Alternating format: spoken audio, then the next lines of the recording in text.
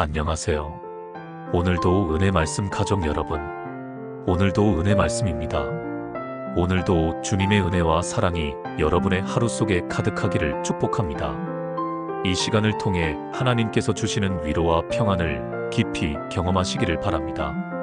사랑하는 여러분, 우리의 삶은 언제나 평탄한 길만 있는 것이 아닙니다. 때로는 힘겨운 언덕길을 오르는 것 같고, 때로는 끝이 보이지 않는 광야를 걷는 것 같을 때도 있습니다. 어떤 날은 기쁨과 웃음으로 하루를 시작하지만 또 어떤 날은 설명할 수 없는 불안과 무거움으로 눈을 뜨게 되기도 합니다. 우리는 모두 크고 작은 인생의 파도 앞에서 흔들리며 살아가고 있습니다. 하지만 그 모든 순간에도 분명한 사실이 있습니다. 우리를 지으신 하나님께서 우리와 함께 계신다는 것입니다. 그분은 멀리 떨어져 계신 분이 아니라 지금 이 순간 우리의 호흡과도 같이 가까이 계신 분입니다. 우리가 기쁠 때에도, 눈물 흘릴 때에도, 실패 속에 있을 때에도 그분은 한순간도 우리를 떠나지 않으십니다. 이 시간을 통해 우리는 다시 한번 그 하나님을 바라보려 합니다. 우리 영혼의 깊은 갈망을 아시는 주님, 목마른 사슴이 시냇물을 찾듯 주님을 찾는 그 갈급함 속에서 하나님은 우리를 만나주시고 새 힘을 주시고 평안을 주십니다. 사랑하는 여러분, 오늘 시편 42편의 말씀을 통해 우리의 영혼이 어디를 향해 가야 하는지, 무엇을 갈망해야 하는지를 함께 묵상해 보겠습니다. 하나님이여, 사슴이 시냇물을 찾기에 갈급함같이 내 영혼이 주를 찾기에 갈급하나이다. 내 영혼이 하나님 곧 살아계시는 하나님을 갈망하나니 내가 어느 때에 나아가서 하나님의 얼굴을 배울까? 사람들이 종일 내게 하는 말이 내 하나님이 어디 있느냐 하오니 내 눈물이 주야로 내 음식이 되었도다. 사람은 물이 없으면 며칠도 살 수 없습니다. 음식은 조금 없어도 버틸 수 있지만 물이 없으면 생명이 위태롭습니다. 바로 그 절박한 물의 필요를 시편 기자는 영혼의 갈망과 연결합니다. 사슴이 목말라 시냇물을 찾듯 우리의 영혼이 하나님을 찾지 않으면 생명을 유지할 수 없다는 것입니다. 갈급하다는 표현은 단순한 목마름이 아니라 생존이 걸린 절박함입니다. 광야에서 사슴은 물을 찾지 못하면 곧 쓰러집니다. 적에게 쫓길 때, 더위가 심할 때, 목이 바싹 마를 때 사슴은 마지막 힘을 다해 시냇물을 찾습니다. 그 물을 만나지 못하면 죽음뿐입니다. 시편 기자는 자신의 영혼을 그 사슴에 비유합니다. 하나님을 찾지 않으면 영혼이 메말라 죽을 수밖에 없는 존재라는 고백입니다. 현대 사회는 수많은 대체물을 우리에게 제시합니다. 성공, 돈, 명예, 쾌락, 심지어 종교적 습관까지도 잠시 영혼의 갈증을 잊게 할 수 있습니다. 그러나 그것은 오래가지 않습니다. 금세 다시 갈급해지고 공허함이 밀려옵니다. 오직 하나님만이 우리의 영혼을 살리는 시냇물, 참된 생수가 되십니다. 여러분의 마음은 지금 무엇을 갈망하고 있습니까? 혹시 더 많은 재산, 더 안정된 직장, 더 나은 인간관계를 갈망하고 있지는 않습니까? 그것들이 주어져도 만족은 오래가지 않습니다. 왜냐하면 우리의 영혼은 본래 하나님을 향해 지어졌기 때문입니다. 성 어거스틴은 이렇게 고백했습니다. 주님, 주께서 우리를 주님을 위하여 지으셨으므로 우리 마음은 주 안에서 안식하기 전에는 평안을 얻지 못합니다. 그의 고백은 바로 시편 기자의 고백과 일치합니다.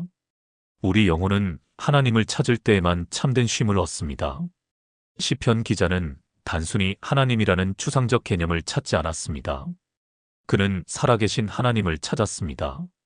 살아계신 하나님을 찾는다는 것은 단순히 교리나 관념이 아니라 실제로 응답하시고 역사하시는 하나님을 경험하는 것입니다. 그는 또 말합니다. 내가 어느 때에 나아가서 하나님의 얼굴을 배울까? 하나님의 얼굴을 뵌다는 것은 친밀한 교제, 인격적인 만남을 뜻합니다. 멀리 떨어진 존재로만 아는 것이 아니라 눈을 맞추고 마음을 나누는 관계입니다. 시편 기자는 바로 그 관계를 갈망하고 있습니다. 오늘 우리의 신앙도 이 질문 앞에 서야 합니다. 나는 살아계신 하나님을 실제로 경험하고 있는가? 아니면 형식적인 예배와 습관적인 기도에만 머물고 있는가? 영혼의 진정한 갈망은 살아계신 하나님과의 만남입니다.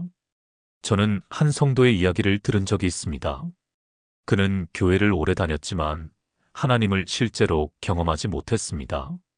예배는 드리지만 마음은 늘 공허했고 기도를 해도 변하는 것이 없었습니다. 그러던 어느 날 큰 사고를 당해 병원에 누워 있을 때 그는 처음으로 진심으로 부르짖었습니다. 하나님, 정말 살아계시다면 저에게 응답해 주십시오. 그 순간 그의 마음에 설명할 수 없는 평안이 임했고 눈물이 흘렀습니다. 그는 그날 이후 하나님을 단순한 종교가 아니라 살아계신 주님으로 믿게 되었습니다. 여러분, 우리의 영혼은 살아계신 하나님을 만날 때만 만족할 수 있습니다. 그러나 현실은 때로 우리를 더욱 흔들어 놓습니다. 시편 기자는 이렇게 고백합니다. 사람들이 종일 내게 하는 말이 내 하나님이 어디 있느냐 하오니 내 눈물이 주야로 내 음식이 되었도다. 그는 조롱을 당했습니다. 내 하나님이 어디 있느냐? 라는 말은 신앙을 뿌리째 흔드는 말입니다. 하나님을 찾지만 상황은 달라지지 않았습니다. 오히려 현실은 더 힘들어지고 사람들의 비웃음은 커졌습니다. 그의 눈물은 밤낮으로 흐르고 마치 음식처럼 그의 삶을 채웠습니다. 여러분도 이런 경험을 해보신 적 있지 않습니까? 기도했는데 상황이 변하지 않고 오히려 더 어려워졌을 때 사람들은 오히려 믿음을 조롱하며 내 하나님이 어디 있느냐? 라고 묻습니다. 그럴 때 우리의 눈물은 끊이지 않습니다. 그러나 바로 그 순간이 하나님을 더 깊이 찾게 되는 시간입니다. 눈물은 영혼을 하나님께로 가까이 이끄는 통로가 됩니다. 사랑하는 여러분, 오늘 우리 스스로에게 묻기 원합니다. 나는 지금 무엇에 목말라 하고 있는가? 내 영혼은 하나님을 갈망하는가? 아니면 세상의 다른 것으로 채우려 하고 있는가? 조롱과 눈물 속에서도 나는 하나님을 바라보고 있는가? 나는 살아계신 하나님을 실제로 경험한 적이 있는가? 여러분의 영혼이 지금 메말라 있다면 그 목마름은 하나님께로 나아가야 할 신호입니다. 오늘도 하나님은 살아계시며 우리의 부르짖음을 들으십니다. 하나님을 향한 갈급함 속에서 주님을 찾을 때 그분은 반드시 우리를 만나주십니다. 내가 전에 성의를 지키는 무리와 동행하며 기쁨과 감사의 소리를 내며 그들을 하나님의 집으로 인도하였더니 이제 이 일을 기억하고 내 마음이 상하는도다. 시편 기자는 과거를 기억하며 눈물이 납니다. 예전에는 성도들과 함께 하나님의 성전에 올라가 기쁨과 감사로 예배했습니다. 그러나 지금은 홀로 떨어져 있고 과거의 은혜를 기억할수록 현재의 외로움이 깊어집니다. 우리도 신앙생활을 하다 보면 이런 순간을 경험합니다. 과거에 뜨겁게 기도하던 기억 응답을 받던 순간이 있지만 지금은 메마른 것처럼 느껴지는 시간. 그러나 과거의 기억은 단순한 향수가 아니라 오늘 다시 하나님께 나아가라는 부르심이기도 합니다. 내 영혼아, 내가 어찌하여 낙심하며 어찌하여 내 속에서 불안해하는가? 너는 하나님을 바라라. 시편 기자는 자기 영혼을 향해 말합니다. 환경이 영혼을 지배하게 두지 않고 믿음의 언어로 자신의 마음을 붙듭니다. 신앙은 때때로 자기 영혼에게 명령하는 것입니다. 내 영혼아, 하나님을 바라라. 상황은 변하지 않았습니다. 눈물은 여전하고 원수의 조롱도 여전합니다. 그러나 그는 하나님을 바라보겠다고, 하나님을 찬송하겠다고 선언합니다. 여러분, 우리의 삶에도 낙심과 불안은 반복해서 찾아옵니다. 그러나 믿음은 반복의 훈련입니다. 낙심이 몰려올 때마다 우리는 다시 하나님을 바라봐야 합니다. 내 영혼아, 하나님을 바라라. 이 고백은 절망을 이기는 힘이 됩니다. 시편 기자는 또한 고난조차 하나님의 주권 아래 있음을 고백합니다. 주의 모든 파도와 큰 물결이 나를 덮었나이다. 고난이 내 삶을 삼키는 것 같아도 그 순간조차 하나님이 다스리고 계심을 믿는 것입니다. 그래서 그는 낮에는 하나님의 인자하심을, 밤에는 찬송을 노래합니다. 하루의 모든 순간이 하나님과 연결되어 있음을 고백합니다. 그러나 그는 다시 질문합니다. 내 반석이신 하나님께 말하기를 어찌하여 나를 잊으셨나이까? 여전히 원수는 비방합니다. 내 하나님이 어디 있느냐? 이 말은 처음부터 끝까지 반복됩니다. 믿는 자의 영혼을 가장 아프게 하는 말, 바로 그것입니다. 그러나 그는 다시 영혼을 향해 명령합니다. 너는 하나님을 바라라.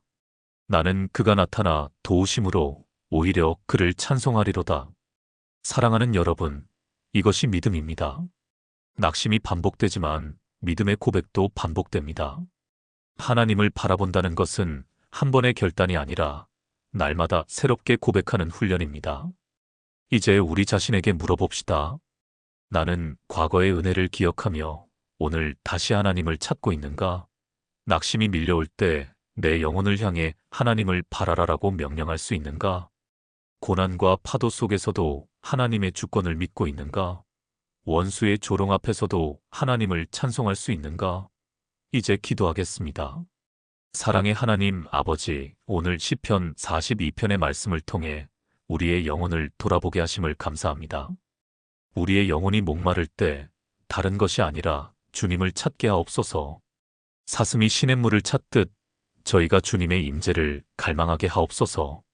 눈물이 밤낮으로 흐를 때에도 사람들의 조롱이 들릴 때에도 주님을 바라보며 흔들리지 않게 붙들어 주옵소서. 낙심이 찾아올 때마다 우리 스스로에게 말씀을 선포하게 하옵소서. 내 영혼아, 하나님을 바라라.